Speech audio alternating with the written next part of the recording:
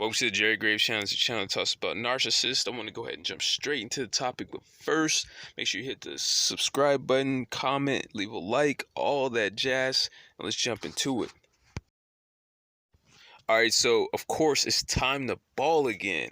And I want to go ahead and just give a shout out to all you guys who support me and make sure that you leave your likes, comments. Sometimes people are commenting and liking before the video really says it has any views. So I'm like, I got some real supporters out here and I'm digging that. So here's something I'm going to drop off to you guys. Hopefully you like it. Alright, so I want to talk about chess. I make a lot of analogies to chess in my videos, and it's become a way of thinking and almost a way of life for me. And I'm not trying to brag or anything like that. Chess is it's chess, but it's become like a huge like figure in the world, and people put it on a pedestal. I don't want it to be on a pedestal to you, because when you think of it like that, then if you don't already play, it's like, why do I want to get into something like that? Something that's going to be so difficult to learn. So don't put it on a pedestal, but yeah, it's something that you should learn. Why? Because it's one of those things that you can do for self-improvement, that you can do on your own time. You don't have to go to anybody else. You don't have to get judged by someone else or be around other people. It could just be you and your computer and whoever you're playing across the world, and only you and them know what went on in that chess game. And you learn things about yourself. They end up pushing you to another level where you learn how you think. You learn how to deal with your frustrations in another way, because chess is a very frustrating game. And the thing is that you want to know all those things about yourself. You want to know what you do when you're frustrated, because your narcissist will know those things. So you got to put yourself in a position to learn about yourself outside of facing your foes in real life. I always say you make your mistakes on the chessboard, but in real life you don't make mistakes. You got to come with it. And of course, if you do make a mistake, it's not a huge deal. Like, you got to learn from it, but really you want to not make any mistakes in life. And how do you do that? You have to have a lot of experience. And unless you can live a second life, you don't have that. You don't have that chance to live a second life. You got to have something to give you that experience outside of your regular everyday life, and that's chess.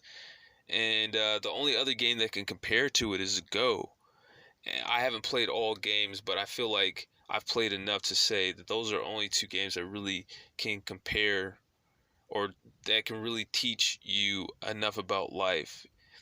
I was reading in the comment section, because in my last video I was saying that most people play Tetris, and somebody said that there's things that you learn from Tetris too, which is so true.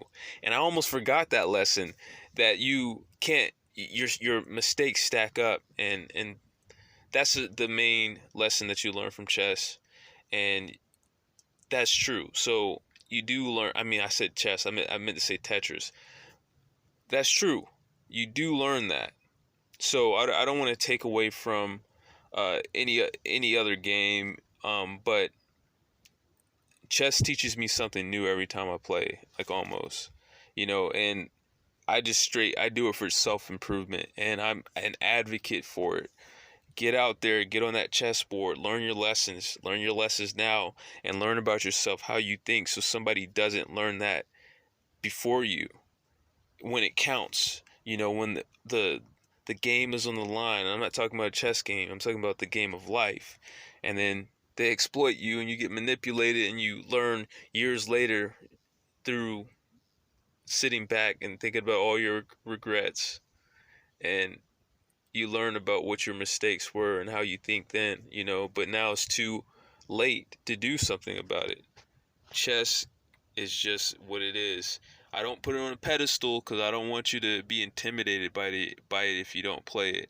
But it's something that you need to play if you're going to deal with these monsters out here, because a lot of people are very, very intelligent, by the way.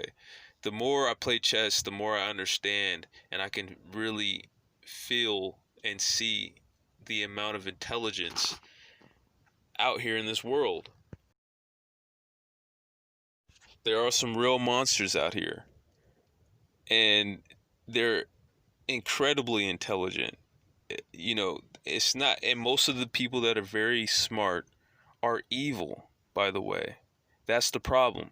I would say out of, if you were to meet 10 smart people that are extremely intelligent, the smartest people in the room, I would say 7 of them are pretty much evil, and 3 would be good. And nobody's completely good or evil, but that's pretty much how it would shake down. And even in that situation, you can become smarter and learn how to be smarter than your enemies, even very intelligent people. But you got to do stuff like this. You got to, don't go into life thinking that you know enough and you already got it. You're just this intelligent person who can't be, you have this innate ability, and then you go up against somebody who's been practicing and they have you surrounded like as a game of Go. So play the game, learn your lessons, and that's all I have to say.